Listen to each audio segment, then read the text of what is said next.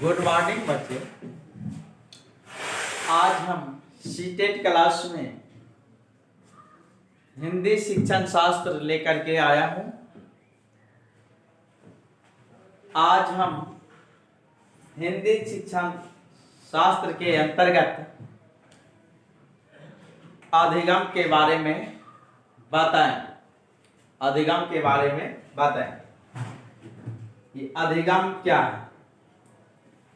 अधिगम क्या है एवं अर्जन क्या?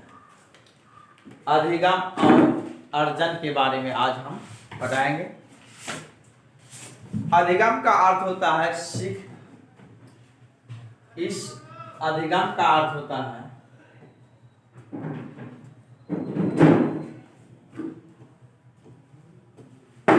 सीख। बच्चे हमेशा सीखते रहते हैं। बच्चे हमेशा सीखते रहते हैं।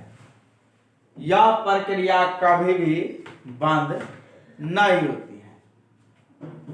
सीखना जीवन प्रयत्न चलने वाली प्रक्रिया है, कभी भी बंद नहीं होती है। अब सीखना होता क्या है? सीखना होता क्या है? मैं एक कहानी बताने जा रहा हूं। सीखना क्या होता है? एक तालाब है।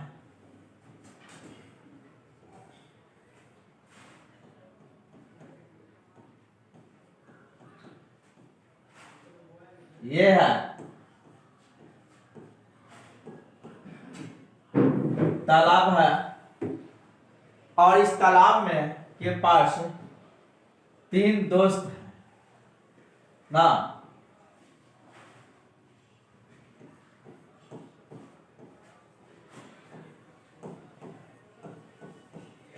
3 दोस्त यहां पर बैठा हुआ है।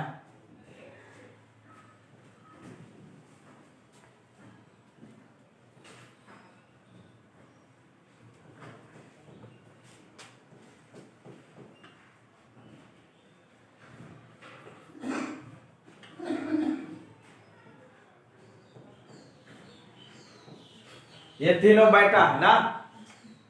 देखिए ये तालाब के पास तीनों दोस्त बैठे हुए हैं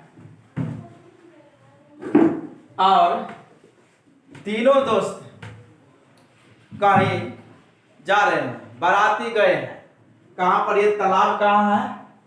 ये तालाब जो है गांव में तालाब है। ये गांव में तालाब है और ये तीनों दोस्त कहां गए? बाराती गए हैं ना। वह देखा है कि ये तालाब वहां पर है। इस तालाब में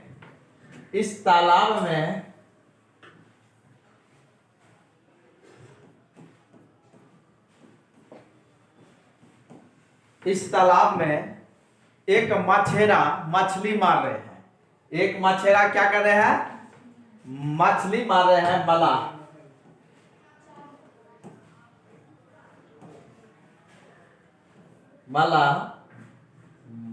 है, मछली मार रहा है। उसमें वह देखा कि मलाह जो मछली मार रहा है तो उसमें ये मलाह जो भैया है तो क्या करता है कि एक डुबकी लगाता है और यहां से अंदर पानी के अंदर जो है क्या करता है कि यहां से डुबकी लगाता है और यहां निकल जाता है। यहां लगाता है डुबकी तो यहां पर ये निकल जाता है ना। तो ये तीनों दोस्त को क्या हुआ? आश्चर्य हुआ। इस तीनों दोस्त को क्या हुआ? आश्चर्य हुआ कि क्योंकि बाराती गए हैं, तालाब देखा नहीं है क्योंकि शहर के रहने वाले हैं। लेकिन एक दोस्त ये जो है, 2 दोस्त इसमें शहरी है, एक दोस्त देहाती है, देहात के रहने वाले हैं। इनको तालाब के बारे में मालूम है लेकिन इन दोनों को मालूम नहीं है। अब दोनों गए हैं तालाब के पास, देखा कि ये मलाह भैया जो है क्या करता है, यहां से डुबकी लगा करके और यहां पर आ जाता है। यहां से डुबकी लगा करके वहां पर आ जाते हैं। तो ये जैसे देखा तो ये दोनों को आश्चर्य हुआ और ये कहा कि देखिए, एक ने कहा, एक को आश्चर्य हुआ, उसने कहा कि देखिए ये अंदर ही अंदर पानी के अंदर अंदर कैसे वो गोताखोर चला जाता है दूसरी जगह। तो इसने कहा है, इसने ये बोला है और इसने कहा है कि ये हमसे भी हो सकता है, हमसे भी हो सकता है, क्यों नहीं होगा। कहा कि दिखाओ, तुमको होता है तो दिखाओ तुम कैसे होगा। तो ये क्या किया, इसमें छलांग मार दिया, इसमें है ना छलांग लगा दिया। जबकि इनको तैरना नहीं आता था, इनको तैरना नहीं आता था, तब पर भी वो क्या किया, छलांग लगा दिया। और जैसे ही छलांग लगाया ये इस तालाब में क्या हुआ, डूबने लगा। तालाब में ये डूबने लगा और जैसे ये डूबने लगा तो ये मल्लाह भैया जाकर के इनको जज क्या किया, बचाया है, बचाया। कहा क्या दिक्कत है आपको, क्यों इसमें जाए डूब रहे थे ना। कहीं जो ऐसा बात नहीं है कि घर में जो झगड़ा हो गया होगा, किसी भाई से झगड़ा हो गया होगा, तब तो आप डूब रहे थे। तो वह कह रहा है नहीं, हम तैरने के लिए आपको हम जब देखे हैं तो इसीलिए तैरने के लिए हम भी चाह रहे थे। कहा कि तैरना ऐसा बात नहीं है, ये आप तैरने के लिए ऐसे छलांग नहीं लगाइएगा।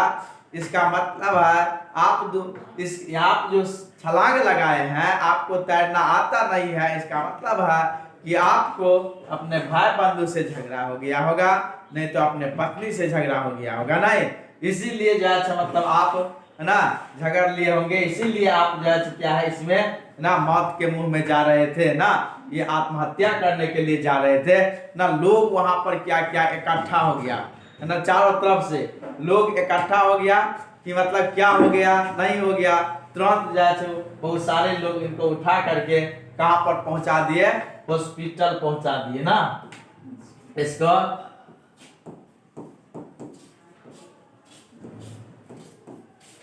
इनको अस्पताल पहुंचा दिए, ये जो था इनको कहां पहुंचा दिए, अस्पताल पहुंचा दिए। और डॉक्टरों ने इनको 6 महीना का रेस्ट लिख दिया।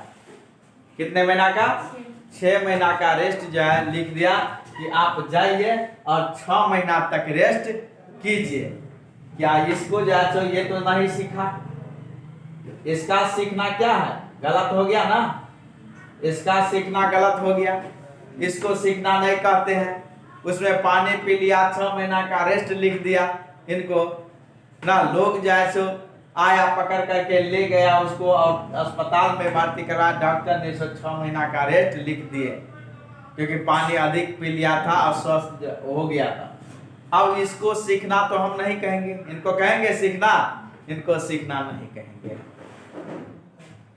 ये दूसरा जो है, ये दूसरा ये सही बाबू, ये यहां से जा क्या क्या कांपने लगा ना। ये इसको देख करके क्या है, कांपने लगा। इनको ये देखा ना, ये जो डूब रहा है, इन्हीं को देख करके क्या क्या कांपने लगा। कहा कि ऐसा बात नहीं है, इसमें तैरना हम नहीं जानते हैं, हम तैरने की कोशिश भी हम नहीं करेंगे, हम तो बारात हैं, हमको केवल खाने से मतलब है, हम अपना शहर में रहेंगे। ये ट्यूबवेल जो है पाइप है उसी पर नलका पर ही स्नान करेंगे, तालाब में हम कभी नहीं जाएंगे क्योंकि इसको ना मौत के मुंह में जा रहा था ना, ऐसा काम हम कभी नहीं करेंगे। वो कांपने लगा और वह वहीं से रिटर्न हो गया। क्या इनको सीखना कहेंगे, ये भी नहीं सीखा। ये जो था ये भी नहीं सीखा, इनको भी हम सीखना नहीं कर सकते हैं क्योंकि ये तो डायरेक्ट बिना सोचे समझे छलांग लगा दिया, तो इनको सीखना नहीं कहेंगे। ये उनको देखा तो डर के मारे कांपने लगा, कहा कि नहीं हम जा रहे हैं अपने शहर देहात, जिसका है वही अपना संभाले, वही तैरे, हमको कभी मतलब नहीं होगा।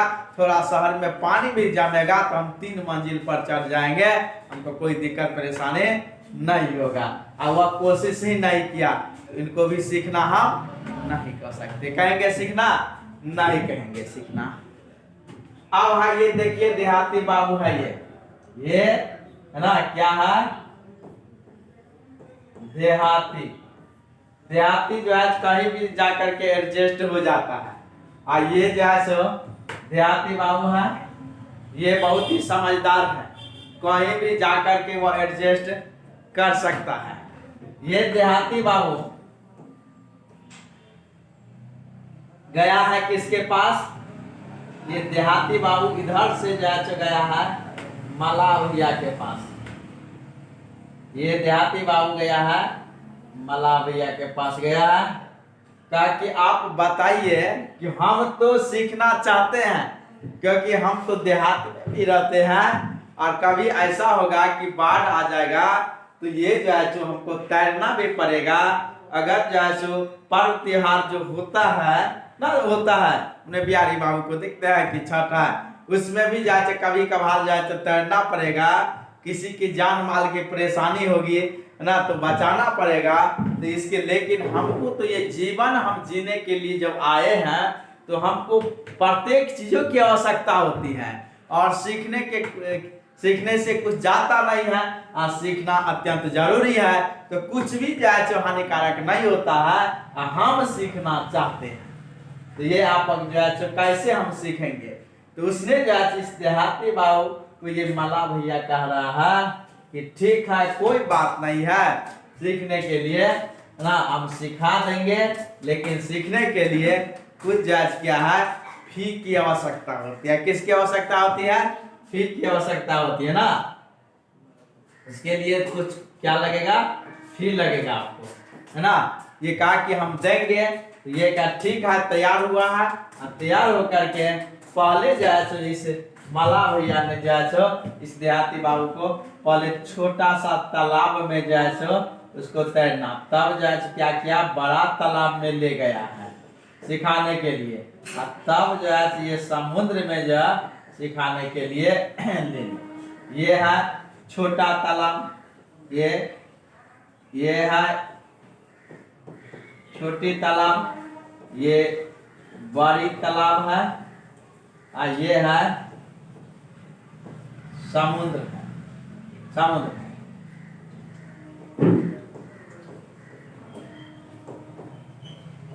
तालाब। देखिए पहले जज क्या किया, इस देहाती बाबू कहाँ पर आया है? छोटी तालाब में। फिर जज छोटा तालाब में जो आया है तो कितना तक पानी है? कमर तक ही पानी है ना। ये यहाँ कमर तक केवल पानी है, और उसमें जैसे ही डुबकी लगाता है देहाती बाबू कि ये जैसे ही तैरना नहीं आता है, डूबने लगता है तो खड़ा हो जाता है। खड़ा जैसे हुआ तो पैर कहाँ पर?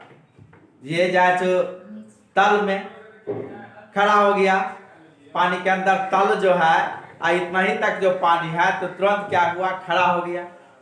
इधर धर क्या है, ऊपर है, क्योंकि कमर तक ही पानी है, वो डूब ही नहीं रहा है, तो इतना ही पानी में जाए, कमर तक पानी में पहले उनको ले गया। इसके बाद देखा कि थोड़ा इतना पानी है ना, जहाँ पर था नहीं हो डूब भी जा, वहां तक जाए ले गया। तब उससे मतलब छोटी तालाब में पहले ले गया उनको बहुत ही अभ्यास करवाया गया। और इसके बाद जैसे ही इसमें छोटी तालाब में अभ्यास कर लिए, इसके बाद ये छोटी तालाब में पानी था कम, इतना ही कमर भर। जैसे ही वो नहीं तैरने आता था, थक जाता था कि तुरंत पैर अड़ा देता था और खड़ा हो जाता था। जैसे खड़ा होता था तो ये धर है पूरा ऊपर है, डूबने की कोई संभावना नहीं है। छोटी सी तालाब में पहले सिखाया, इसके बाद थोड़ा बड़ा तालाब में ले गया। अब तो वह समुद्र में क्या है, गोताखोर हो गया है। अब क्या है, गोताखोर हो गया है। जो अब तो क्या हो गया, समुद्र में गोताखोर की तरह काम कर रहे हैं, और जैसे ये अनेक प्रकार की वस्तुएं को खोज रहे हैं। अब इतना बड़ा गोताखोर हो गया है। तो यहाँ पर धीरे धीरे वह क्या है, छोटे से बड़े की ओर गया है, और धीरे धीरे वहां समुद्र तक पहुंचा है, ताकि किसी भी परेशानी में समस्या का समाधान किया जाए। तो सीखने का जो तरीका था, ये इसका तरीका उचित था। सीखने का तरीका क्या है, इसे हम क्या कहते हैं, सीखना कहते हैं। क्या कहेंगे, सीखना कहेंगे, क्योंकि ये अपने तरीके से सीखा है, ये अपने तरीके से सीखा है। पहले छोटी तालाब में, फिर बड़ी तालाब में, फिर समुद्र में, और एक ऐसा गोताखोर हो गया कि अब जाए कितना भी गहरा समुद्र उसमें गोता लगा लेता है। तो सीखना किसे कहते हैं, इसी को हम उदाहरण के साथ समझा रहे थे कि सीखना जीवन पर्यंत चलने वाली प्रक्रिया है, कभी भी सीखना रुकती नहीं है, हमेशा चलती रहती है। सीखना हमेशा चलती रहती है, और ये लॉजिक रूप से सीखा है, यहाँ पर तरीके से सीखा है, तो इसे हम सीखना के नाम से जानते हैं। न कि ये दोनों क्या है, शरीर एक डुबकी लगा दिया और एक थर कांपने लगा, इसे हम सीखना नहीं कहेंगे। सीखना हम इसे कहते हैं कि छोटी तालाब, बड़ी तालाब, फिर से धीरे धीरे समुद्र तक पहुंचा है, इसे हम क्या कहेंगे, सीखना कहेंगे। इसी को हम तरीके से सीखना को हम सीखना कहते हैं। तो अधिगम का अर्थ, अधिगम हम बताए थे, अधिगम का अर्थ होता है सीखना। अधिगम का अर्थ होता है सीखना, और सीखना जीवन प्रयत्न सीखना है ना, सीखने वाली प्रक्रिया है जो जीवन पर्यंत चलती रहती है, हमेशा चलती रहती है, मृत्यु पर्यंत तक। जब तक जिंदा है मनुष्य, जन्म से लेकर के, जैसे ही जन्म बच्चे लेता है उसी समय चिल्लाना सीखता है, रोता है, चिल्लाता है, और इसी के साथ उसका वहीं से सीखना स्टार्ट, हाथ पैर मारता है, खिसकता है, खड़ा होता है, इसी से सीखना स्टार्ट होता है। तो ये सीखना जीवन पर्यंत चलने वाली प्रक्रिया है, जो मृत्यु पर्यंत तक चलती रहती है। कभी जब तक मृत्यु नहीं हो जाता है तब तक सीखना हमेशा चलती रहती है। सीखने से बच्चों में व्यवहार में अस्थायी परिवर्तन होता है। सीखने से बच्चों के व्यवहार में अस्थायी परिवर्तन होता है, कभी भी रुकने वाली प्रक्रिया नहीं है, और नई दिशा की ओर बच्चे आगे बढ़ते हैं, नए नए तरीके सीखते हैं, नए नए तरीके सीख करके वह अपने जीवन में ढालने की कोशिश करते हैं। अधिगम व्यक्तित्व के सर्वांगीण विकास में सहायक होता है। जो पर्सनैलिटी है, किसी भी व्यक्ति का रहन सहन, वेशभूषा, व्यवहार, विचार, जो संस्कृति है, वहाँ के वातावरण के साथ ढलने का प्रयास करते हैं, उसे हम क्या कहते हैं, सीखने के नाम से जानते हैं, नई दिशा की ओर ले जाते हैं। अधिगम व्यक्तित्व के सर्वांगीण विकास के, यानी अधिगम जो है सीखने से बालक के रहन सहन, बात विचार, उसके पर्सनैलिटी में बदलाव होती है। सीखने से बालक के पर्सनैलिटी में बदलाव होती है। रट करके सीखना को कभी भी सीखना नहीं कहते हैं, समझ करके सीखना को सीखना कहते हैं। रट करके सीखना को कभी भी सीखना हम नहीं कहते हैं। याद करके सीखना को अधिगम नहीं कहा जा सकता है। याद करके सीखना को हम अधिगम नहीं कर सकते हैं। रट करके सीखने के अधिगम नहीं कहेंगे, तो कहेंगे किसे, तो कहेंगे हम सीखते हैं कैसे, अनुकरण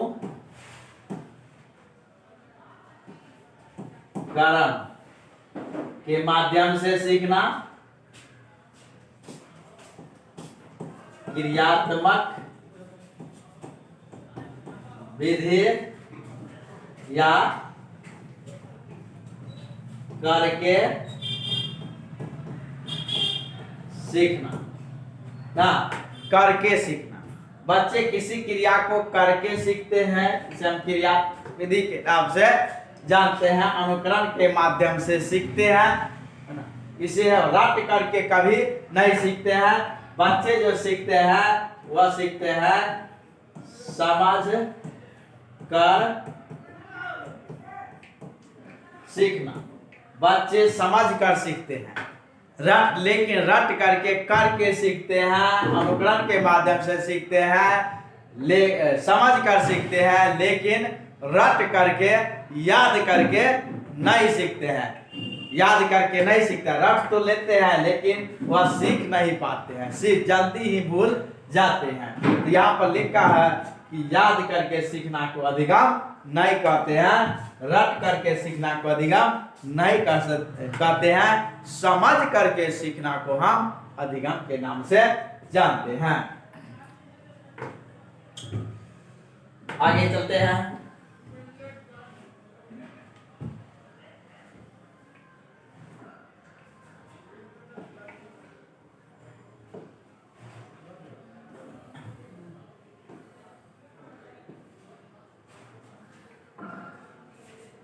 आप देखिए, इधर आते हैं। अधिगम के प्रकार, सीखना के प्रकार है। मोटर लर्निंग अधिगम के प्रकार। पहला है, फर्स्ट ये है पॉइंट, क्रियात्मक अधिगम।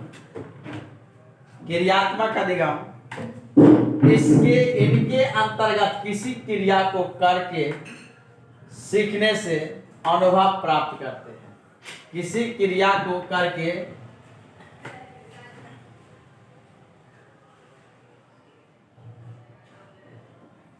सीखने से अनुभव प्राप्त करते हैं तथा आत्मनिर्भर होते हैं। किसी क्रिया को सीख करके अनुभव प्राप्त करते हैं और आत्मनिर्भर होते हैं। अधिगम के प्रकार है क्रियात्मक अधिगम। कोई भी क्रिया हम करेंगे तो हम सीखेंगे, अगर क्रिया नहीं करेंगे तो हम नहीं सीखेंगे। आप देखते हो कि वहां पर 3 दोस्त था। एक तो जैसे थर थर कांपने लगा तो उसको सीखना कहेंगे नहीं, क्योंकि वो कोशिश ही नहीं की। दूसरा क्या था कि वह बिना सोचे समझे वो तालाब में फांद गया, कूद गया, जिसके कारण वह जैसे तबीयत उसका खराब हो गया। उसे भी सीखना नहीं कहे हैं। लेकिन हम सीखना कहे हैं कि समझ करके क्रियात्मक रूप से वो क्रिया क्या है। छोटी तालाब में गए, फिर बड़ी तालाब में गया, फिर जो है वो समुद्र में गोताखोर की तरह जैसे गया है और वह क्रिया किया है। वह जो मछेरा जो था, मछली मारने वाला, उसके साथ, और तब जाकर के वह सीखा है। इस क्रिया को हम क्रियात्मक अधिगम के नाम से जानते हैं। हम क्रियात्मक अधिगम के नाम से जानते हैं। वो देहाती बाबू जो था वह क्रिया क्या है, कर की वजह से क्या सीखा है, उसे हम क्रियात्मक अधिगम के नाम से जानते हैं। अब क्रियात्मक अधिगम करके जो बच्चे सीखते हैं वो कभी भी नहीं भूलते हैं, कभी भी नहीं भूलते हैं, याद रहते हैं अधिक दिनों तक। और ये क्रियात्मक अधिगम के द्वारा अपने आप पर आत्मनिर्भर हो जाते हैं। क्रियात्मक अधिगम के द्वारा अपने आप पर बच्चे क्या होते हैं, आत्मनिर्भर हो जाते हैं। अब दूसरा है शाब्दिक या वाचिक अधिगम। वर्बल लर्निंग है शाब्दिक या वाचिक अधिगम। ये कैसे सीखते हैं शाब्दिक और वाचिक अधिगम? शाब्दिक का अर्थ होता है दिखा करके। शाब्दिक का अर्थ है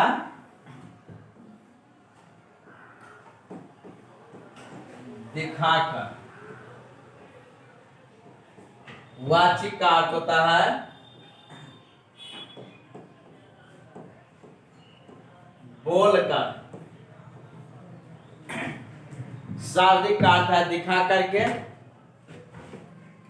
प्रस्तुत करते हैं, बोलते हैं, दिखाकर। वाचिक का अर्थ होता है बोलकर। तो यहाँ है दूसरा है शाब्दिक और वाचिक अधिगम, वर्बल लर्निंग। इसके अंतर्गत बच्चे चित्र, संकेत, अंक के माध्यम से सीखता है। बच्चे को पहले हम क्या दिखाते हैं, चित्र दिखाते हैं, संकेत देते हैं, अंकों के माध्यम से बच्चे को हम जो जोड़ने का प्रयास करते हैं, दिखा करके हम वाचन करते हैं, बोलते हैं ना। एक मान लिया जाए कि ये जांच क्या है,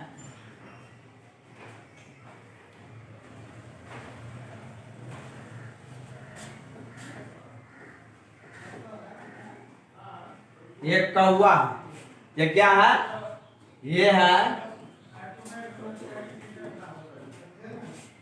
कौवा। यहां पर है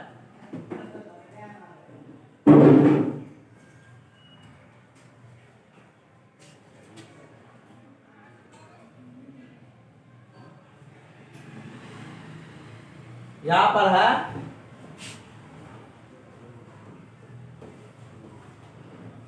बउआ, ये है बउआ, ये है कौआ ना।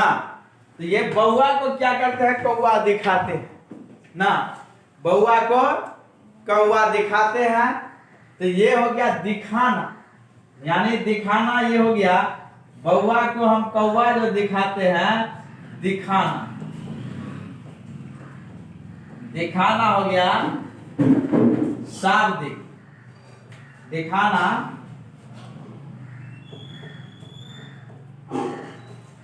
शाब्दिक, और बोलना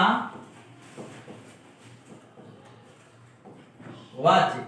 हर सीधे ये देखिएगा अपना वाचिक, दिखाना शाब्दिक और बोलना क्या है, वाचिक है।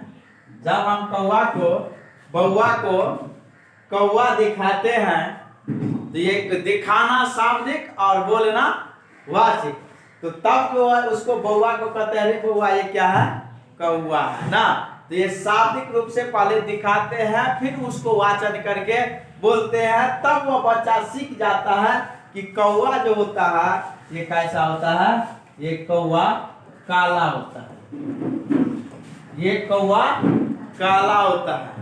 और अब जो है जो पॉलिथीन में उड़ता है तो उनको समझ में आता है कि वह जज क्या है, ये पक्षी है, कौआ ही है।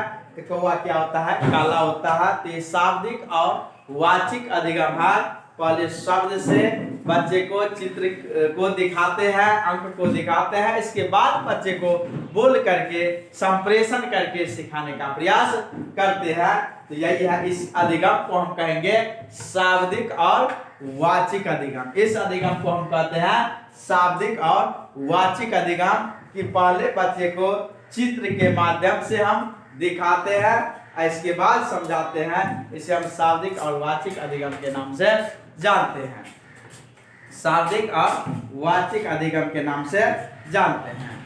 अब देखिए,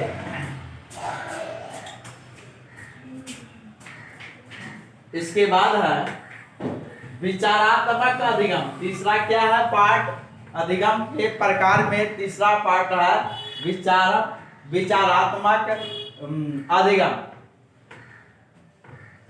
कंसेप्चुअल लर्निंग। इसके अंतर्गत व्यक्ति किसी समस्या पर अपने जीवन अनुभव के साथ विचार करके सीखता है। पहले बच्चे के पास समस्या होती है, जब तक समस्या नहीं आता है तब तक जो है सो विचार नहीं करते हैं, तब तक बच्चे नहीं सीखते हैं। इसीलिए समस्या को आना बहुत ही आवश्यक है। समस्या आने पर ही बच्चे सीखने का प्रयास करते हैं। समस्या अगर नहीं आए तो बच्चे नहीं सीखते हैं। तो यही है, विचार करके सीखना है। किसी भी समस्या पर विचार किया जाता है तब सीखा जाता है। आप मान लिया जाए कि कोई बालक है, अब उनके पिताजी कहे कि रे बाबू तुमको कमाने की आवश्यकता नहीं है, 5 पापड़ है ना, दाल है ना, भात चावल सब्जी जो भी है ना, वह सब कुछ जो है आपको दिया जाएगा, 5 सब्जी भी मिलेगा ना, और ये जो है कहीं दिक्कत नहीं है ना, पेट भर के खाओ।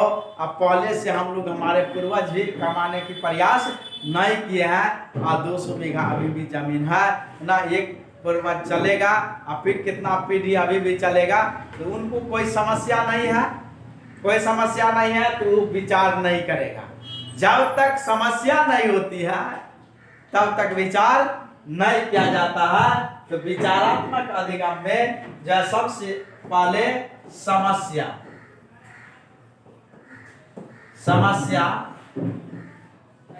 आना आवश्यक हो जाता है। जब तक समस्या नहीं आएगी तब तक बच्चा विचार नहीं कर सकता है। अगर एक बालक को कह दिया जाए कि तुम्हारे लिए जैसो कहीं दिक्कत नहीं है, कमाने की जरूरत नहीं है, हम लोग कमाते हैं, तुम केवल खाओ तो कोई समस्या नहीं होगा, वो कभी भी विचार नहीं कर सकता है। लेकिन वही बालक को कह दिया जाए कि देखिए, उसके पापा अगर कह दे कि इंटर तक हम आपको पढ़ाएंगे, इंटर तक हम आपको पढ़ाएंगे, 12वीं तक हम पढ़ाएंगे, 11वीं 12वीं। इसके बाद आप जब ग्रेजुएशन में आ जाते हैं तब आप अपना सोचिए। हमारे पास पैसा अब नहीं रहा, अब जो है अब यह एक प्रकार का क्या है, समस्या। ये अब है 12वीं के बाद जो हमको छोड़ देगा ना हमारे पिताजी पैसा देना, तो यह हमारे पास क्या आ जाएगा, समस्या आ जाएगा कि अब हमको आगे जो पढ़ाई करना है तो कैसे करना है। तो इस समस्या पर हम क्या करेंगे, विचार करेंगे। विचार यही करेंगे कि 3 4 5 विद्यार्थी को हम ले लेंगे ना, ये 5 विद्यार्थी को हम क्या करेंगे, हम ले लेंगे।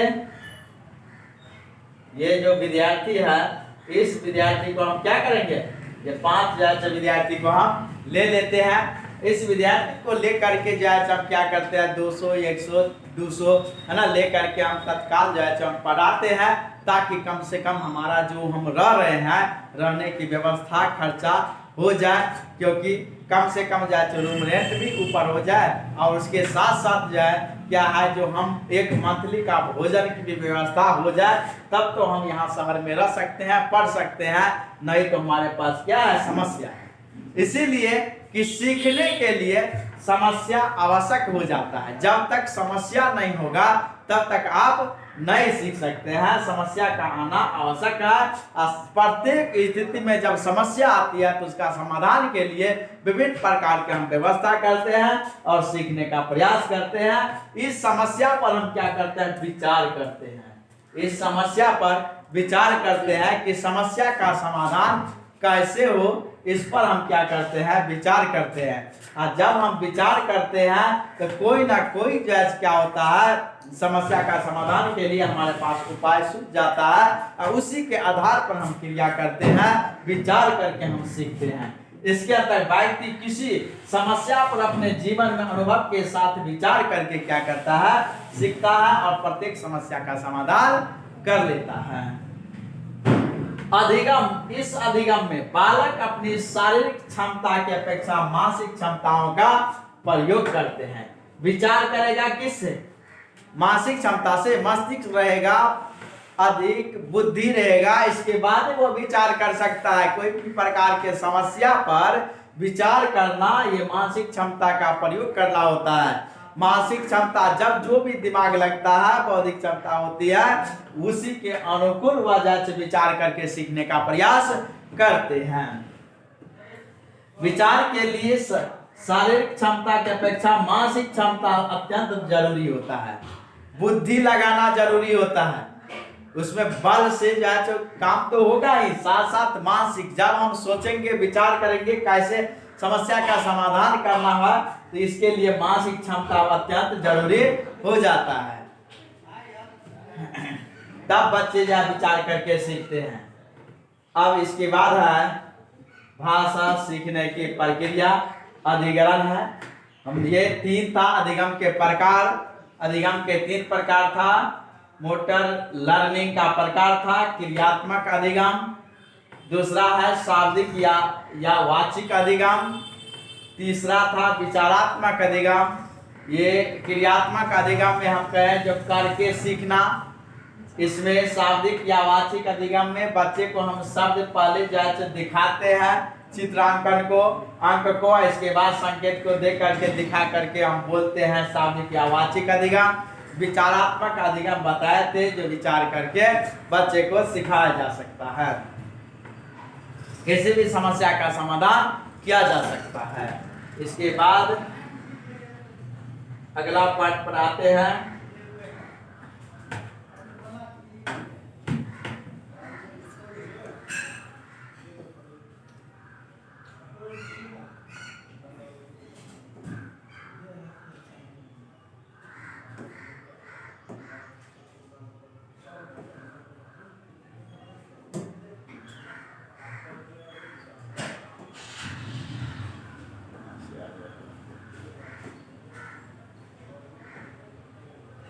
चलिए यहां है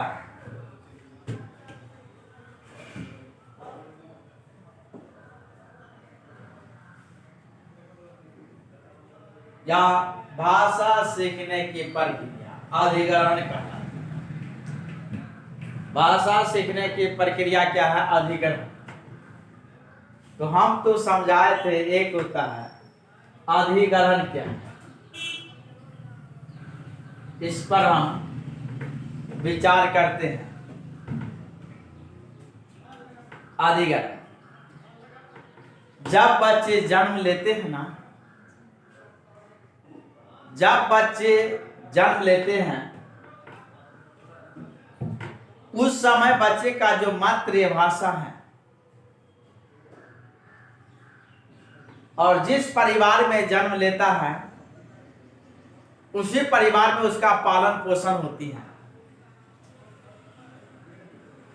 और वहां की जो उसकी मातृभाषा है, माता के द्वारा बोला गया भाषा, बोली गई भाषा है, उस भाषा को अनुकरण के माध्यम से वह ग्रहण करते हैं। वह उनकी कौन सी भाषा है? प्राकृतिक भाषा है। उनकी जो अधिग्रहण है भाषा, ये अधिग्रहण सहज, स्वाभाविक और अनौपचारिक होती हैं। अनौपचारिक होती हैं। सहज, स्वाभाविक या प्राकृतिक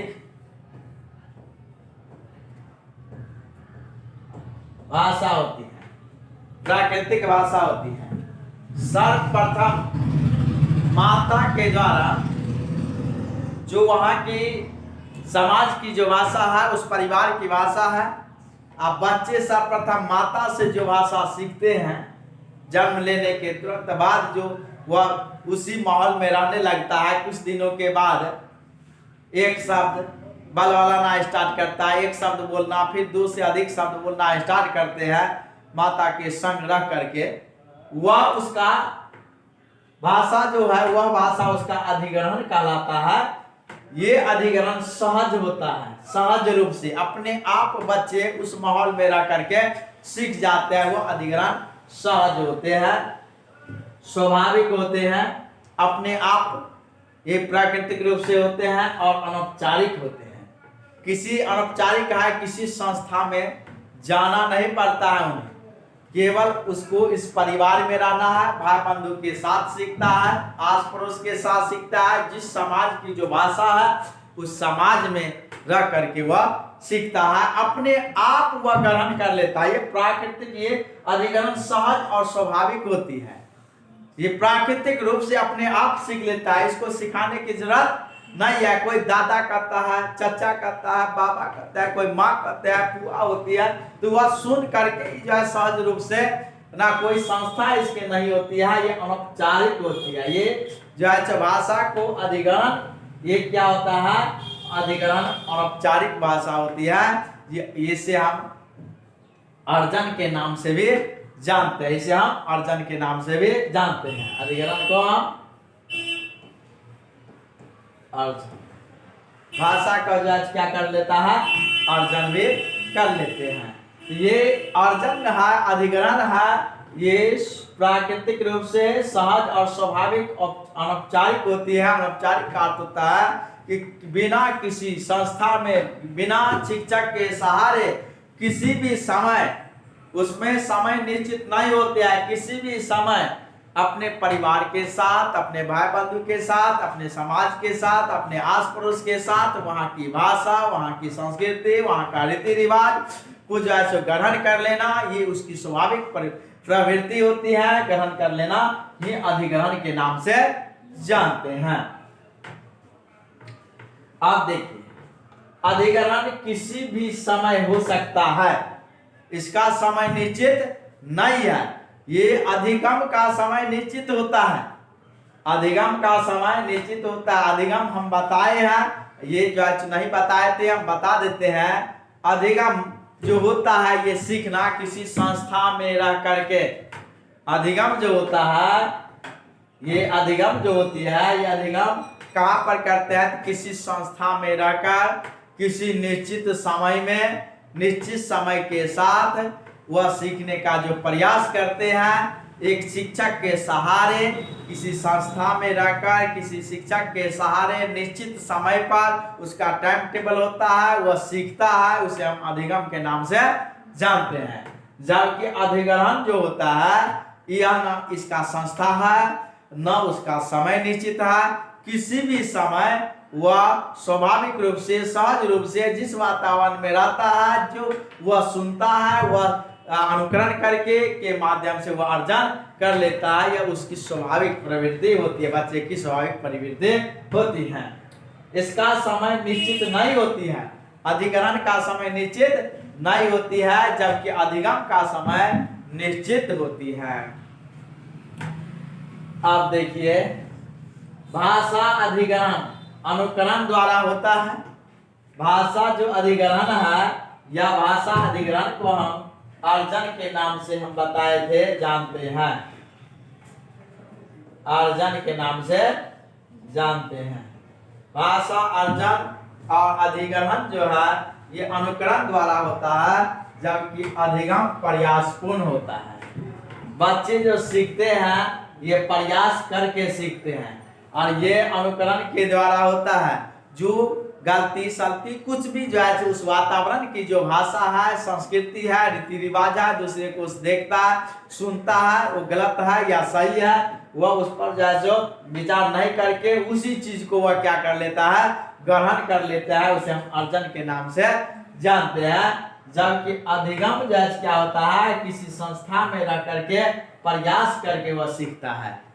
ये अधिग्रहण या ये अधिगम जो होती है वह प्रयास के माध्यम से सीखा जाता है। एक शिक्षक के सहारे एक निश्चित समय पर प्रयास करके वह सीखने का प्रयास करते हैं और सीखते हैं, उसे हम अधिगम के नाम से जानते हैं। अनुकरण के अधिगम में भी अनुकरण होती है। अनुकरण के माध्यम से वह प्रयास करके वह सीखने का प्रयास करते हैं, सीखते हैं। भाषा अधिगम के लिए संस्था, शिक्षक तथा समय उपस्थित होता है।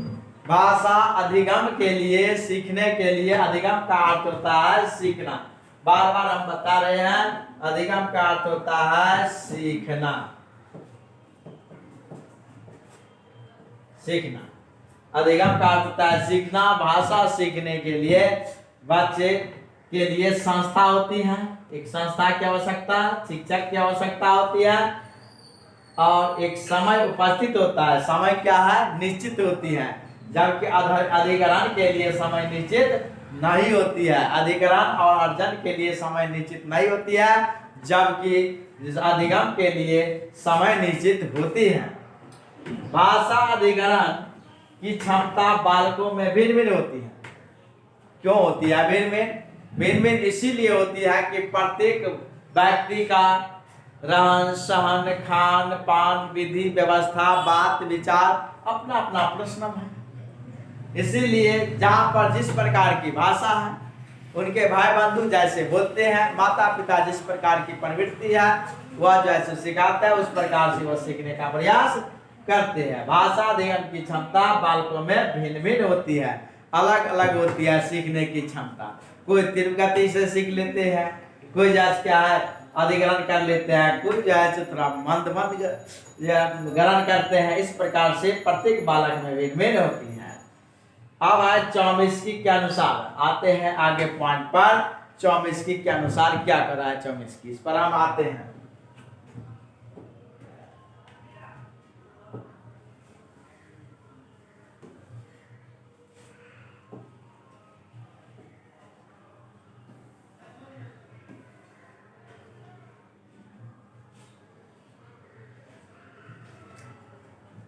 चौमिस्की साहब क्या कहे हैं, देखिए। चौमिस्की के अनुसार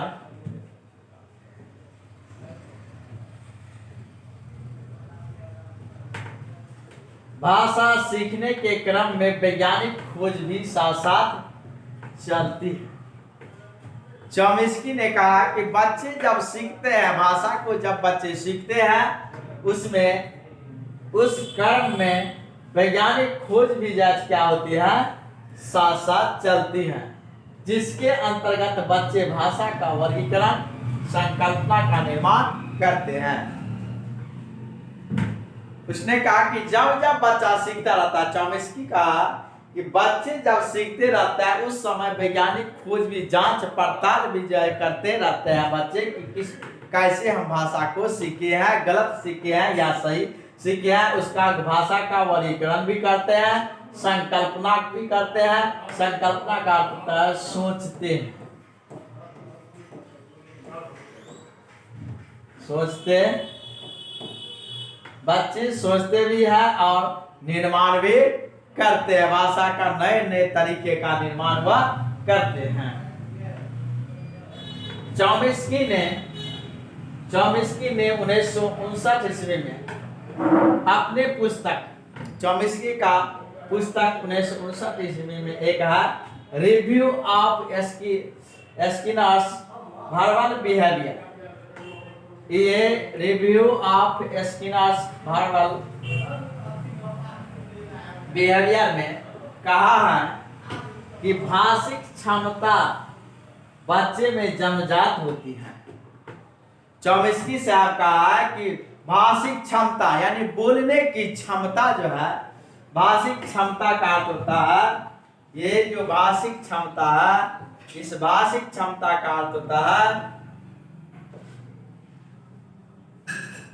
बोलने की क्षमता, बोलने की क्षमता। भाषिक क्षमता बच्चे में जन्मजात होती है, स्वाभाविक और जन्मजात होती है, वरना भाषिक व्यवस्था को सीखने की प्रक्रिया संभव नहीं हो सकती है। ये प्रक्रिया संभव नहीं हो सकती है। यानी जब तक उसमें बच्चे में जन्मजात प्रवृत्ति होती है, भाषा सीखने की क्षमता जो होती है वह जन्मजात होती है, जब तक बच्चे में भाषिक व्यवस्था नहीं होगी तब तक उसके लिए सीखना संभव नहीं है, सीखना संभव नहीं है। ये चॉम्स्की प्रत्येक बार एक नंबर का पूछ देता है, ये याद रखिएगा। चॉम्स्की ने 1959 ईस्वी में अपने पुस्तक review of Skinner's verbal behaviour में कहा कि बच्चे भाषिक क्षमता में जन्मजात होती है, वरना भाषिक व्यवस्था को सीखने की प्रक्रिया संभव नहीं हो सकती है। यह चीज किसने कहा था? चॉम्स्की ने बार बार पूछा जाता है।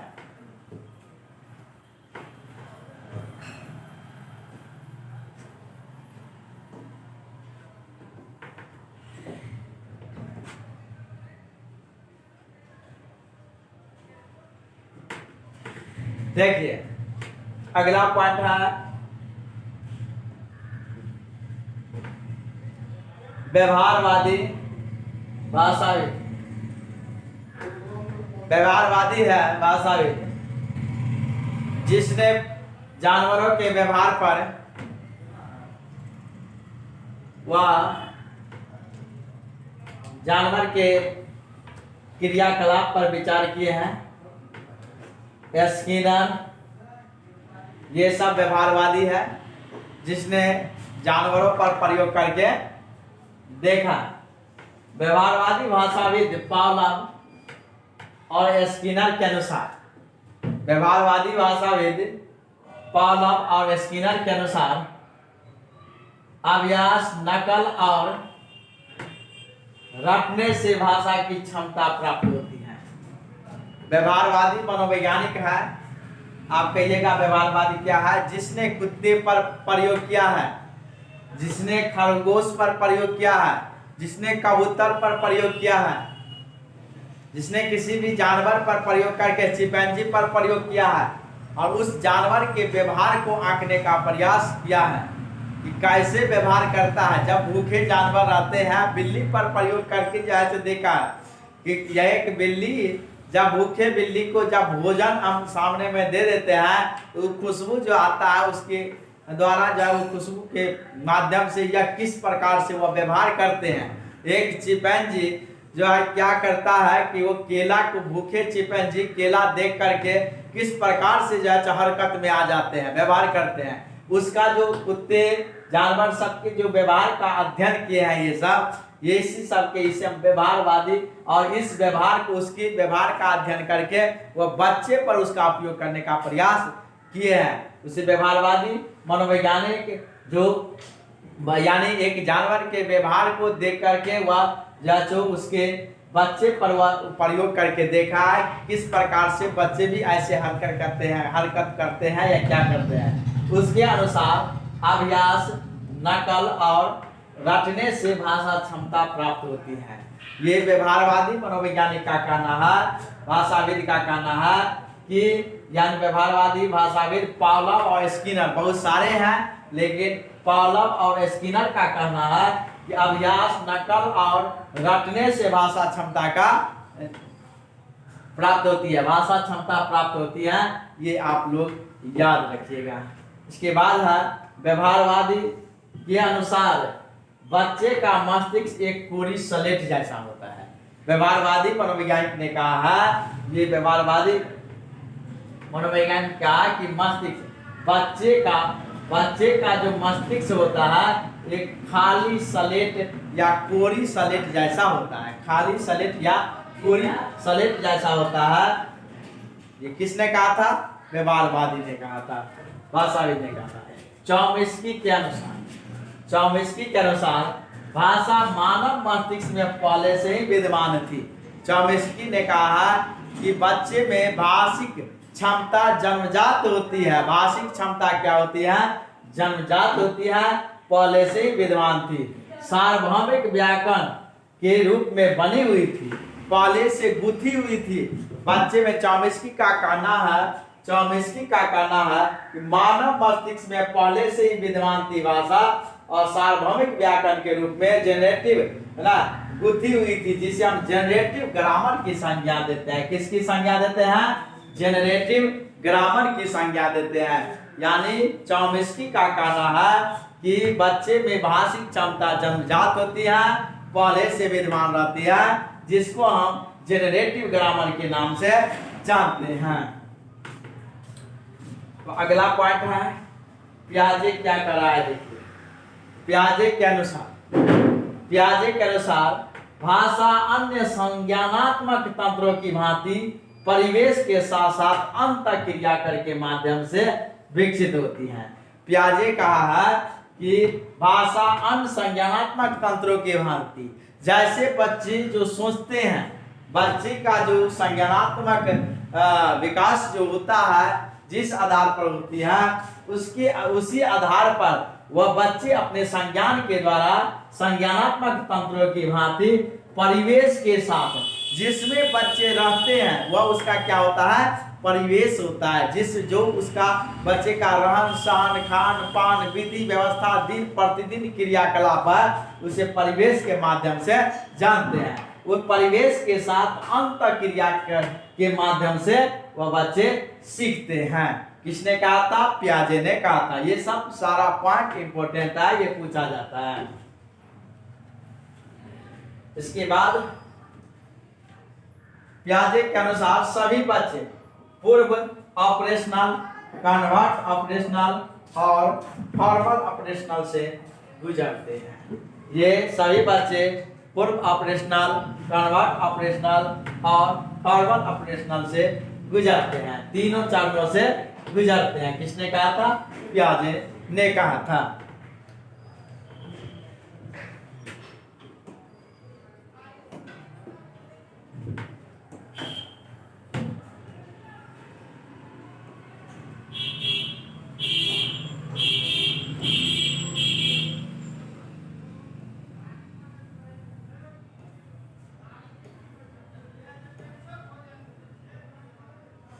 पियाजे के अनुसार सभी बच्चे पूर्व ऑपरेशनल, जब बच्चे भाषा सीखते हैं पूर्व ऑपरेशनल,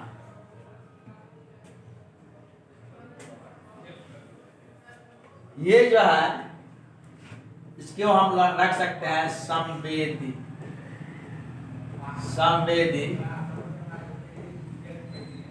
गामक अवस्था, इसको हम रख सकते हैं संवेदी गामक अवस्था।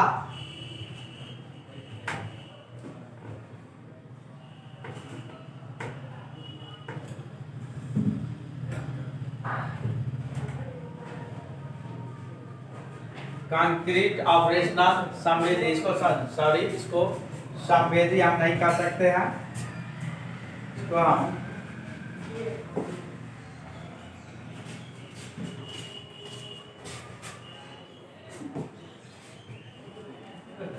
हम पूर्व संक्रियात्मक कहेंगे, पूर्व संक्रियात्मक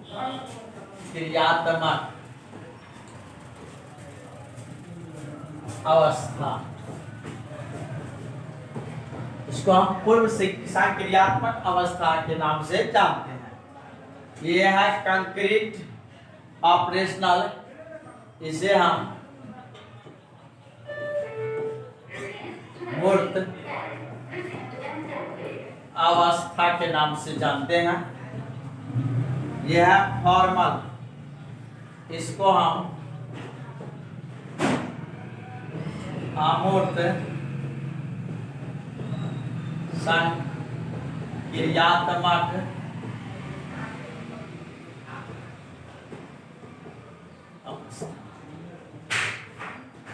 यह है प्री ऑपरेशनल। इसने कहा था पियाजे के अनुसार सभी बच्चे पूर्व ऑपरेशनल, कन्वर्ट ऑपरेशनल और फॉर्मल ऑपरेशनल से चरणों से गुजरते हैं भाषा सीखने के क्रम में। संवेदी प्रेरक जो अवस्था है उसमें बच्चे तो कुछ 0 से 2 वर्ष होती है, उसमें कुछ जानता ही नहीं रहता है। प्री ऑपरेशनल अवस्था, प्री ऑपरेशनल पीरियड जो है पूर्व क्रियात्मक अवस्था, यह कितने वर्ष का होता है? 2 से 7 वर्ष की होती है। जब हम साइकोलॉजी में पहुंचेंगे 5वां चैप्टर में, तब इसके बारे में तब फर्स्ट से पढ़ाएंगे। या प्री ऑपरेशनल अवस्था में या 2 से 7 वर्ष की अवस्था होती है। इस अवस्था में शिशु को भाषा विकास की महत्वपूर्ण अवस्था मानी जाती है। 2 से 7 वर्ष की अवस्था पियाजे ने माना है कि 2 से 7 वर्ष की जो अवस्था है, इस अवस्था में बच्चे भाषा विकास की कौन सी महत्वपूर्ण अवस्था मानी जाती है? ये पूर्व ऑपरेशनल को हम यानी पियाजे ने माना है पूर्व ऑपरेशनल अवस्था जो है 2 से 7 वर्ष, यह भाषा सीखने की महत्वपूर्ण अवस्था होती है, जिसे हम पूर्व संक्रियात्मक अवस्था के नाम से जानते हैं। या इसके बाद है इसमें सीखना स्टार्ट करते हैं। फिर दूसरा है कंक्रीट ऑपरेशनल अवस्था। इसमें कंक्रीट ऑपरेशनल अवस्था में जो हम मूर्त अवस्था कहते हैं, इसमें बच्चे देख करके, यानी बउआ है, बउआ जो है क्या है, किसी चीज को मूर्त रूप से देख करके वो समझता है और तब वो उस पर विचार करता है। किसी चीज है, कोई भी वस्तु है, मान लिया जाए कि ये बोतल है, इस बोतल को हम बच्चे को देखता है और देख करके वह जो है तो समझता है कि ये बोतल है, और इस पर वह देख करके किसी समस्या का समाधान करते हैं, समाधान करने का प्रयास करते हैं। कंक्रीट ऑपरेशनल यह 2 से 7 वर्ष की अवस्था है।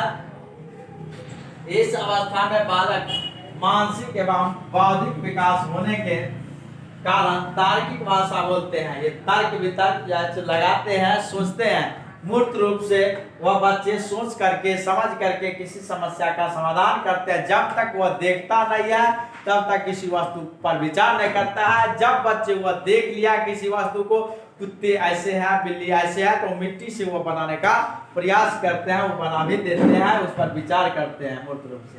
इसके बाद है फॉर्मल ऑपरेशनल, यह इसे हम अमूर्त संक्रियात्मक अवस्था के नाम से जानते हैं। यह 11 वर्ष से प्रौढ़ावस्था तक की अवस्था है। इसमें बच्चे अमूर्त रूप से भाषाओं का निर्माण करते हैं।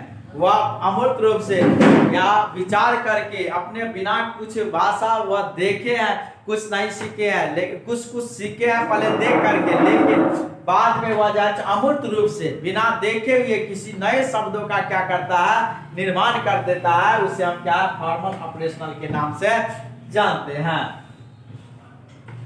अब ये है सेंसरी मोटर अवस्था। देखिए सेंसरी, इसको सेंसरी मोटर को हम जांच क्या, इसी को हम कहते हैं संवेदी गामक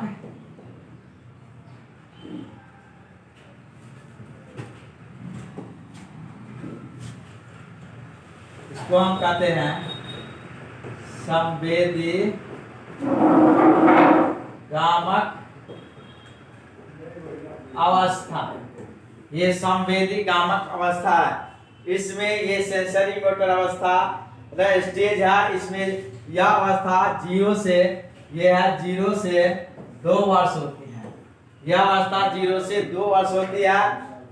इस अवस्था में बच्चे की बुद्धि उनके कार्यों से पहचानी जा सकती है। उनके कार्यों से हम पहचान सकते हैं। बच्चे उछलता है, कूदता है, चिल्लाता है ना, खिसकता है, या चादर पर जो खिलौना रखा हुआ है उस चादर को वह देखता है तो उसके मस्तिष्क में वो बैठ जाता है, रेटिना में, कि वह लाल वस्तु है, उसी की तरफ देखता है। उसको पाने के लिए वो लपकता है। बच्चे क्या करता है? लपकता है। और नहीं प्राप्त करता है तो वो चादर को क्या करता है? अपने तरफ धीरे धीरे खींचता है और उनको खींच करके उस वस्तु को प्राप्त कर लेता है। तो उसी हम क्या कहते हैं? वह उसके व्यवहार से हम जान जाते हैं कि कौन सी ये अवस्था है। बुद्धि उनके कार्यों से, उनका बुद्धि क्या है, उनके कार्यों से हम पहचान जाते हैं। जैसे चादर पर बैठा बालक चादर पर रखे वस्तु को चादर खींच कर क्या करता है? प्राप्त कर लेता है। ये किस स्टेज में होता है? सेंसरी मोटर स्टेज में होती है। इसे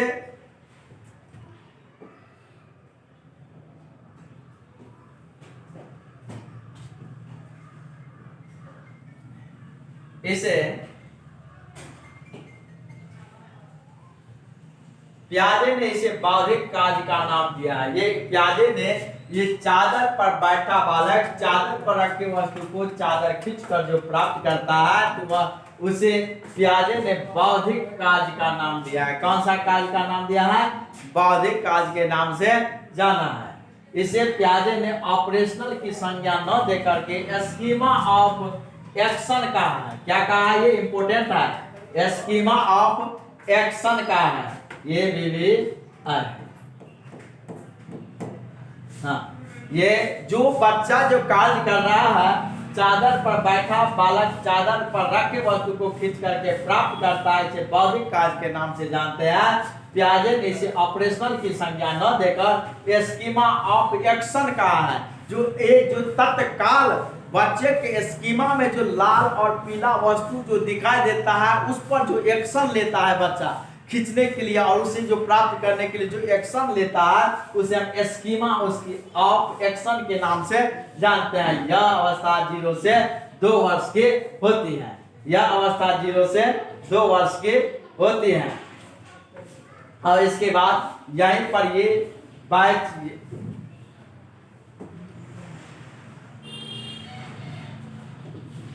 यह जो चैप्टर है ये वाइगोत्स्की, ये प्याजे तक ही हम आज एंड कर रहे हैं।